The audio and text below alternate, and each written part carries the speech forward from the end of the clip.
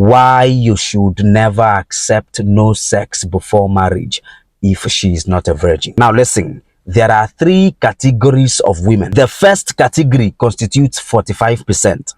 The second category constitutes another 45%.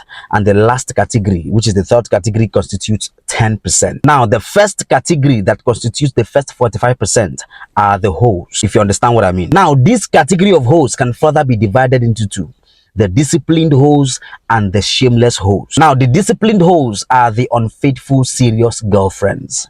Some of you guys, girlfriends, who still have besties, who still gives it to neighbors, who do hook up on the low, who still do friends with benefits, sugar daddies here and there, but they are still into committed, serious relationship. They are all people's girlfriends, but on the side, on the low, they are lashing a good number of guys. They are still being smashed on the low by other guys for certain reasons. Now, these disciplined hoes constitute at least 30% from this first 45% of hoes. Now, the other division are the shameless hoes. The hoes who are very much in active, shameless service. They are in the streets, in the club. They negotiate payments before they begin. You know what I mean? Now, these are the shameless hoes. Now, going to the next category of women, where we have the 10%, are the good girls, the ones who are actually loyal to their boyfriends or their marriages, their husbands, the ones who don't sleep around, the ones who are faithful to their guys. Just 10%. They constitute the smallest percentage. Now, to the third category of women, which constitute the second 45%, are what I call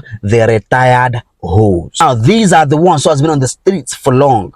They've been passed around by so many guys and they are retired now. They are tired of being run through. They are tired of being passed around, being bent over. They've had their best life, their best experience. Now they want to settle down. They want a good man, a responsible man. A man who's not going to care about their past. A man who's not going to care about what she has done with her body in the past. A man who's going to love her and accept her for who she is. Now you can find these category of women in religious houses, in the church, in the mosque, in prayer houses, church units. Now they are repented, they have received salvation and the Lord as their personal savior. Now when you get with these women, having seen that sleeping around doesn't work, now she tells you no sex before marriage. Meanwhile, she is not a virgin, not even a secondary virgin. Now you have to wife her before she gives you something that she gave other men for free. You have to pay heavily for the things that she gave other men for free. Now listen, she is not avoiding sleeping with you because she is celibate.